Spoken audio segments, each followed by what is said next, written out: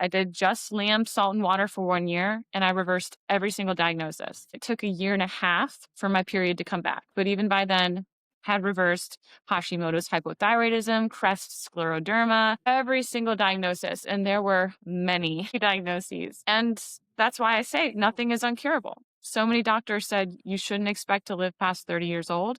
You'll never have children. And not one doctor asked me about my nutrition.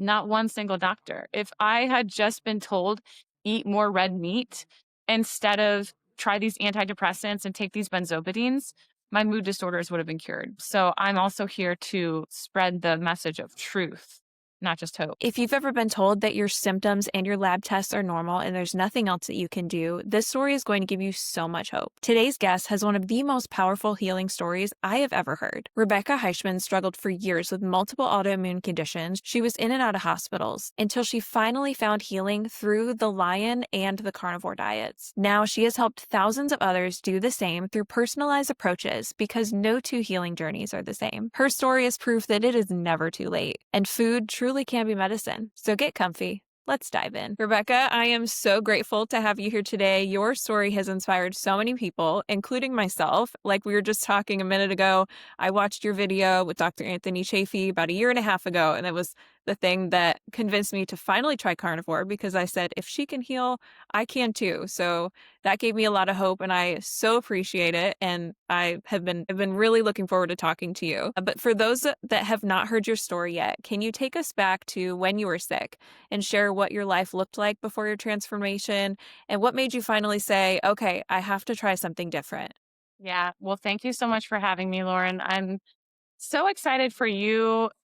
Just hearing that I inspired your healing is like, it's just such an honor because I see you. You're such a sparkler. Like you are going to inspire so many other people. And so it's just a beautiful trickle effect. So yeah, I was diagnosed with osteoporosis in the 6th grade. My health issues started at a very young age. I had digestive issues all the time. I remember just being a child and complaining to my mom, my stomach hurts, I can't go to the bathroom. So these things were never properly addressed, but I definitely dealt with malnourishment from a young age for whatever reason. My mom actually fed us well, lower sugar household.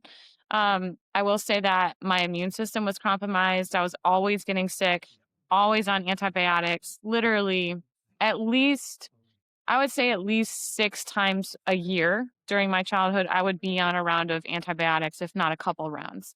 So I was always getting sick. Um, and so in middle school, really, I ran into mood disorders. That's when I was diagnosed with, it was 7th grade. I was diagnosed with insomnia, depression, narcolepsy, anxiety, OCD, and ADHD. I was put on Adderall, benzodiazepines, and Ambien. And I took those for 13 years. I was a zombie. I still wasn't sleeping. I would layer NyQuil and generic Benadryl with my Ambien to try to sleep. The Adderall was it's just legal speed, right? So I'm just in like go, go, go mode. And then at night, I'm trying to shut everything down. And I will definitely say it stole my personality for years. I wasn't myself. And so I did that for 13 years until I ran into chronic pain. And that's when I decided, you know what? I'm ditching traditional medicine because all they're doing is gaslighting me. They're not giving me any solutions. They're just calling all my problems anxiety, and I'm not getting anywhere. And I was fed up. I wanted to get to the root of it. And so I started working with functional medicine, and that's when I uncovered a plethora of autoimmune diseases, chronic Lyme disease, SIRS, severe digestive issues also. And I did that through traditional medicine, but I was diagnosed with diverticulitis, slow transit colon. I had ulcerative colitis. I was a mess. And one of the last things that I discovered was a chronic C. diff infection. And this is why I got down to 69 pounds. It was taking my life. I could not gain weight. And meanwhile, I'm doing a ketogenic diet to kind of mitigate all the symptoms of chronic Lyme and autoimmune disease. So everyone's gaslighting me saying, you have an eating disorder because you're doing keto and you're losing weight. And it was just like the worst. It was a storm. My family thought I had an eating disorder. Most of my friends didn't know how to interact with me, and I was losing my life. And so in May of 2019, I decided to try carnivore one more time. I kept running into histamine intolerance the previous times, but I discovered Billy Doe meats, so non-aged meat, which was a total game changer for me. And I was able to gain 4 pounds for the first time in years. Ulcerative colitis symptoms stopped within days, like involuntary throwing up, blood in my stools. And I did the Lion diet. I did just lamb, salt, and water for 1 year, and I reversed every single diagnosis. I will say it took a year and a half for my period to come back, but even by then, had reversed Hashimoto's hypothyroidism, crest scleroderma, every single diagnosis. And there were many, many diagnoses. And that's why I say nothing is uncurable. So many doctors said you shouldn't expect to live past 30 years old. You'll never have children. Um, and so that's why I'm here, is to spread the message of hope and really honestly to poop on all the doctors except for carnivore doctors because they are still doing this and it should be a crime. It's so obvious that nutrition is not even just a link, it's a foundation. And not one doctor asked me about my nutrition. Not one single doctor. If I had just been told, eat more red meat instead of try these antidepressants and take these benzodiazepines, my mood disorders would have been cured. So I'm also here to spread the message of truth, not just hope. Before we jump back in, I just want to share something that I've been using lately and I have been genuinely loving. It is called SALTR, and it's become one of those small daily things that's actually made such a big difference for me. So SALTR is basically electrolytes made the right way. It's made with real Norwegian sea salt from the pristine waters of Norway. They're naturally rich in minerals and test lower in heavy metals than other brands. There's no weird hidden ingredients, which that alone was really important to me. What really sold me though is how gentle it is. It uses magnesium glycinate and potassium gluconate, which are gentler on the gut, and your body recognizes those forms of potassium and magnesium better, so it's using them and absorbing them more. And they even use citric acid made from things like dates and pomegranates, and not corn or other industrial byproducts, which to me is so important because I am very sensitive to everything, and I have no issue with these. They actually make me feel better than any other electrolyte brand that I've tried, so I am very happy about that. It's also lightly sweetened with stevia leaf extract, so it's a little gentler on the gut, and these flavors are honestly so good. My favorite right now is the tart lime. It's not too sweet or too sour. It is perfect. And my second favorite has to be the salted caramel coffee. It is delicious. I love it iced, and my husband said we cannot be a day without this, so I'll be ordering more soon. And they also have an unflavored option, so if you don't want any flavors or stevia or anything else, this is just the electrolytes, this is a great option for you. If you can't decide which to try, they have a variety pack, but it doesn't come with the coffee, so I highly recommend both of these. You seriously can't go wrong. Each of these sticks is 2 servings, and the coffee stick is 1 serving, so pour this into about 16 to 20 ounces of ice water or hot, and I will open one of these, and what I like to do is fill my giant tumbler for the day and just put a whole stick of one of these in there and sip on it throughout the day so I stay hydrated. If you want to try SALTR for yourself, click the link in the description below or use code LaurenJ at checkout. I hope you love it as much as I do. Wow, that is incredible. Thank you so much for sharing that story. Now, when you got to that point of, I'm going to try carnivore again, you did the Lion diet, you did lamb, salt, and water. Did you have like a difficult time transitioning for a couple weeks when you did you feel worse before you got better? Good question. I had already tried the carnivore diet many times. I was very familiar with the ketogenic diet. I was using that, but I was still holding on to keto treats, which I was severely addicted to, and anti-nutrients. So I would have spinach, baby spinach. I was taking tons of turmeric, high oxalate superfoods that were actually destroying my gut and binding to nutrients, preventing absorption. And once I cut those out, the C. diff left. Like it was a shift in my microbiome. My digestion had to heal for sure. That took months, you know, but in the frame of things, that's not a very long time. So the transition, I felt so horrible all the time. I was just so encouraged that I was tolerating what I was eating. At this point, I had severe hypoglycemia, blood in my stools, like I said, involuntary throwing up. I was knocking on death's door. So the transition was very positive because it was like, wow, I'm eating food and not reacting to it. There's no blood in my stools. Was it easy? No. And healing is never linear. There were many mornings that I woke up in a histamine flare, wondering, what did I do wrong? But then I can look back and realize I was oxalate dumping. Oxalate dumping causes histamine flares.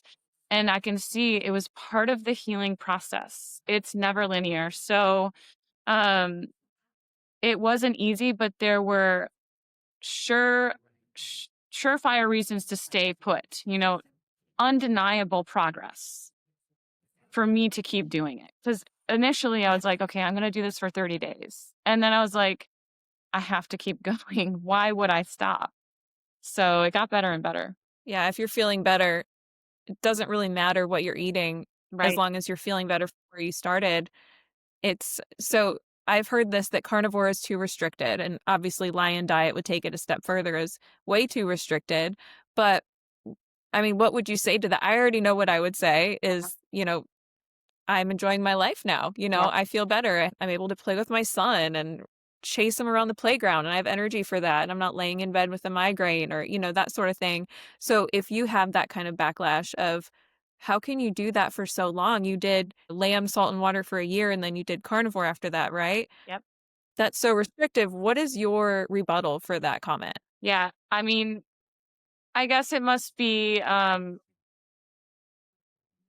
it's just like weightlifting. Weightlifting is relevant. It's what's your starting point? Like I had to start with body weight, but a power lifter would start with 200 pounds and say that's light. So like for me, restrictive was not being able to live. Some people have never faced such health issues where they really have to even consider their food, or maybe they never connected the dots. And so if you're looking at it from this really closed-minded perspective, yeah, I guess it could be called restrictive, but I enjoyed what I was eating thoroughly. And I really enjoyed feeling decent. I enjoyed feeling my personality come back. I enjoyed feeling my sex drive come back. I enjoyed having more energy. Like nothing compares to that. And I think some people just don't understand because they haven't lived it or they haven't connected the dots. And when I was reintroducing foods, I took my sweet time. I really did because I had so much trauma from food and I was in no rush. I didn't want to pick up those chains that I dropped years ago. I was binge eating with keto treats. It was food addiction and it was not a healthy relationship with food. Um, so I took my sweet time and never once did I feel restricted. I was proud to tell people I do not touch seed oils. All I eat is meat.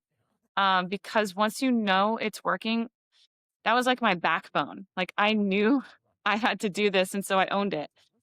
I think it's also just a mindset. Like if someone's going to say, "I'm a victim, I'm sick, so I have to eat this way," it's going to feel restrictive. If you keep comparing yourself to everyone else, but if you look at it as a gift and hey, this is a second chance to get your life back, it won't feel restrictive. You'll own it and you'll share it with other people who need it.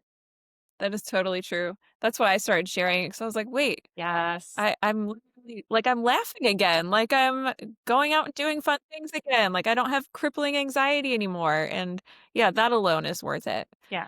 You mentioned that you were on antibiotics often as a child. Do you think that all of these issues that you Hmm. had were from the compromised gut that you had from all the antibiotics? That's a question I don't know the sure answer to. I know antibiotics had to play a role because there were a ton of them and I know what they do. Um, I know that my father told me this like sometime within the last year. I didn't even know until he told me. He said, when you guys were really young, me and my sister, our house had black mold and it was so infested we had to live in a hotel and you guys were really Wow. sick. And he just told me this. And so I was like, oh, so that may have played into it. And I also will say, like, genetically, I don't have the best hand of genes. So I flipped things around by using epigenetics and changing my lifestyle and eating habits. changing the way my genes express themselves, but I have the MTHFR gene mutation. My family, there is a history of chronic pain. My sister has epilepsy. My mom struggled with depression. She's free of it now. My mom and dad are basically carnivore now. My sister is her own breed. But I think there's a lot of things going on. I know that antibiotics played a role. My mom never vaccinated us. So I think that honestly, I would have been worse off if my mom wasn't so mindful. She didn't vaccinate us. She didn't ever give us soda or pop or um, candy or junk food. She didn't give us that stuff. So I'm really grateful for that. Yeah, I imagine where I would be also if I ate junk food all the time as a kid. We ate pretty healthy, but yeah, I think a compromised gut is definitely not helpful Right. in autoimmune conditions because that's kind of a pattern that I see is, oh, I took this and then I started having these issues after that. So I don't Yeah. know. It seems to be a pattern. Oh, yeah. I But see it when, with clients too. Antibiotics are just, yeah, they're so abused. They're so pushed and abused, and it's ridiculous. when you went back to the doctor after you started healing, whether you saw a functional medicine doctor or a conventional doctor that was helping you, what did they say when they saw that you were healing or that your labs were getting better and you told them what you were eating, if you did? I told all of them. Um, and it depended on the doctor. Like one of my functional doctors, I think she thought I was a lunatic because I basically was out of my mind. She was like, "Wow, I'm glad you're better, but like, I don't want to talk to you." But there were some who were like, "Praise God, you need to share your story. You need to write a book. I'm so happy to hear it." Dr. Eric Blessman was so happy to hear it. He was one of my doctors at one point. But the traditional medicine doctors, some of them kind of just gave the answer of like, wow, you're a starfish, you're a miracle. Like there was nothing to learn from this experience, which didn't surprise me.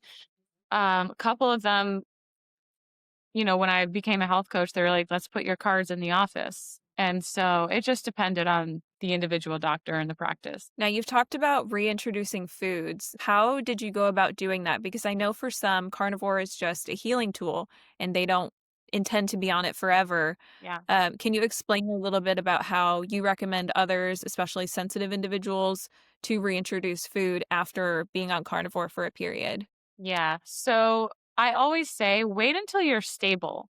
Like, wait until you are thriving, coasting, you don't have any thyroid issues, adrenal issues, you're sleeping through the night, you don't have any digestive issues. I want to see you super stable. And then why not slowly reintroduce other foods? Because I don't think that we're supposed to live in this shell. Don't hear me say carnivore isn't sustainable lifelong because it is. But some people want some variety. And so, with that, I would say mindfulness. Still try to keep it low carb, keep it low oxalate, anti nutrients always exist for everyone. They are a poison. So, I'm always like doing a tracker of oxalate content in my head if I'm not doing carnivore. I'm not trying to exceed 50 milligrams of oxalate per day. Um, Carbohydrates, I am metabolically flexible now, so I can actually consume a large amount of carbohydrates and remain in fat burning primarily. I am carnivore right now during this pregnancy, but that's something that took me years to also slowly reintroduce. So I first started out with low oxalate, low carb, like romaine lettuce, coconut. I started with butter and egg yolks, and I didn't do that until like a year and a half, 2 years in. Um, what I never will reintroduce seed oils. I will have some macadamia nuts, but I'll never eat nuts like I did in my paleo days. Absolutely no value, no point. Um, there are some things that I'll never touch again, but like it's mindfulness around the anti nutrients and the carbohydrate content. I think those are the two things. Anyone who has SIBO candida should not be reintroducing fiber, period, because fiber will feed those. Like I said, you should be stable and then very slow. So with my clients, I typically have them reintroduce foods when they're ready, and that can be around 6 months usually, depending on the individual. But we'll start out with one new food, whatever they want to reintroduce first, and then try a small amount, wait at least 24 hours. And if you're fine, try a little bit more. But don't reintroduce more than one food every 7 days. I would say even every 10 days. Um, just go super slow like that. And then last thing I'll say about that is no matter what, I believe that the mindset should be structuring meals around animal foods. That's where our nutrients are. So these reintroductions are simply for variety and garnish. I am not filling up on romaine lettuce. I am not, I'm not trying to stuff myself for volume. I'm not trying to get any nutrients in those foods. I'm simply adding them for enjoyment. Yeah, that's good. And I think it's really important that carnivore teaches us that meat is the most important and Yeah. then everything else is just a little extra. I call it so I'm doing carnivore, strict carnivore again, but I did it strict for a year and then I've reintroduced, a few fruits and low oxalate things and low histamine things too. And I called it carnivore with pizzazz because it Yeah. was just a little bit of onion or just a few blueberries or something. But That's yeah, I perfect. had some symptoms. Yeah, and I don't know if it was, like, stress or anything, what was causing it, but I was having some symptoms recurring, and so I'm back on strict carnivore, and within a week, I feel so much better, and it's That's like good. you said, it's a huge relief. It's like a weight off, and you're like, "Oh, I'm sleeping again. I have energy again." Everything is Yeah. just working so much better, Yeah. and so And I think that that's something important that we can come back to as a tool to use as needed.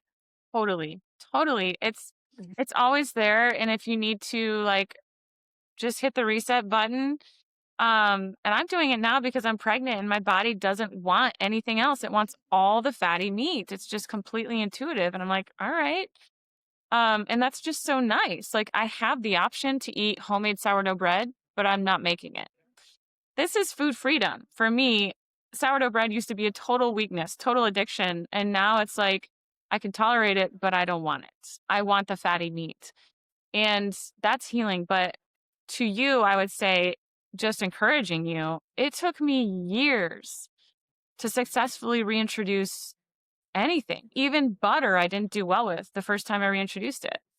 It takes a long time to heal and seal the gut. And there's just so much that happens underneath the surface that we don't see. And it feels like a long time, but so much is always happening. And so I'm glad you listened to your body. I love to hear that. I'm glad you just didn't keep pushing. You just went right back to what you knew and you're giving it more time. That's what everyone should do. Yeah, I completely agree. Now, when you were in healing mode, a lot of people talk about nervous system and nervous system dysregulation being a huge part of healing, and that has nothing to do with food. Did you find that that was important? Did you do any nervous system regulation practices in your healing, or was it mostly food focused? I definitely did nervous system. I was highly aware of my nervous system, and that was like something I was always aware of. I was in survival mode. So, first of all, I would always be out in nature. Nature walks was the only time I felt like I could get out of that fight flight mode, truly. And so I just incorporated more of that when I could. And then alternate nostril breathing. I would put ice packs on the back of my neck for vagus nerve tonification. I did eventually start doing sauna. I would do cold therapy, but nothing extreme because I really wasn't ready for something extreme like that. Um, and then just mindfulness. And for me, a lot of renewing of the mind. So, scriptural affirmations is what I did, just spoken verbal words of truth out loud over myself every day. Felt so redundant, felt so dumb, but it made such a difference because we all have these negative thought patterns that need to be replaced. They need to be dealt with. I had so much trauma and um, negative belief systems that the Lord honestly really had to deliver me from. And it took me speaking out truth over my life. I did this for months, like it was my medicine. And that really helped my central nervous system because whatever your inner dialogue is, that frames your central nervous system, that frames the state that you'll be in. And so a lot of inner work for sure.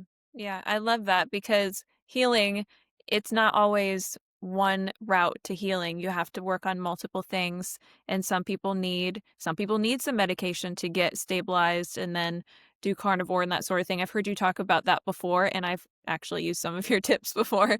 But nervous system regulation, I know it's such like a broad term and there's so many ways to go about it, but I have noticed that when I work on it myself, especially when I'm having higher stress or just not feeling great, that I start feeling better. Yeah. And I think it's such an underrated tool that, it's not just food, it's other things you need to work on, but just those two things together have given me tremendous results. Yeah. And so I think that that's really important to share. Yeah. Well said. Well said. It's underrated for sure. People want instant gratification and they would rather swallow a pill than do the work and deal with their inner thoughts and patterns and habits.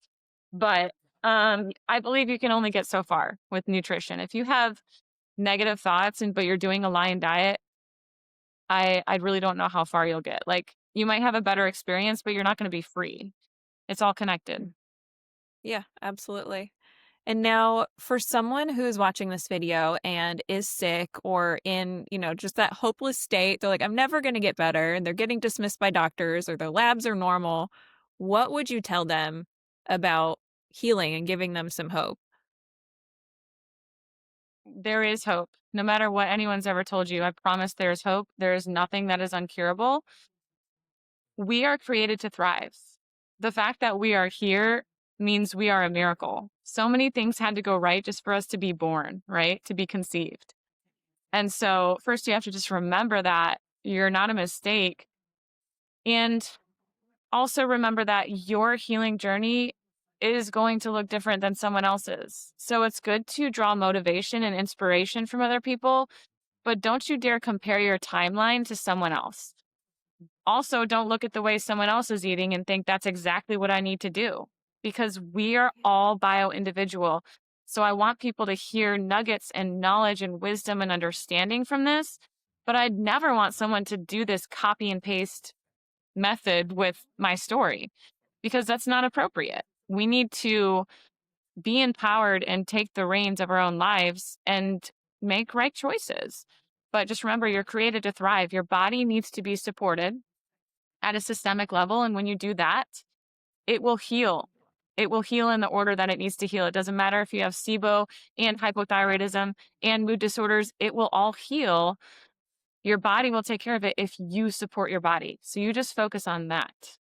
That is such a reassuring thing to hear because when you hear that you have all of these autoimmune issues or all of these illnesses, and you're like, okay, I need to do this, I'm so stressed out and I have to take all these supplements or medication. The doctor said this is the only way I can heal. If you just stop and you take a step back and you focus on the most important things, the foundations, clear all the other stuff out, maybe don't even take supplements, that will get you down the right road to start healing, I think is so important because and when people are in this state and they come to people saying, I need to heal, they they're so overwhelmed. Yeah. And carnivore and lion, and they can be, adjusted per person, but it's the least overwhelming thing. Yeah. And then once you start and you start feeling better, it's like, oh my gosh, where has this been this whole time? And I think the word that that we've been repeating right now or today is relief. And a lot of people are waiting on something like that. And knowing that that's in the future for them is amazing. It's the whole reason behind doing this. Absolutely. Well, Rebekah, thank you so much for being here and for sharing your story and being honest with us. We so appreciate it. And you're showing people that healing isn't just possible, it is completely within their reach. And that is exactly why I wanted to talk to you today and hear everything you have to say and giving everyone hope that they so desperately needed. Thank you so much. Keep doing what you're doing. I'm so excited to see your videos and thank you for having me here. It's an honor. Oh, thank you. Friends, if this conversation inspired you or gave you the hope that you needed, tap the like button, hit subscribe, and put your healing story in the comments. I'll link Rebekah's social media and website in the description so you can connect with her and hear more about her story or work with her if you want to. As always, thanks for watching, and I'll see you next time.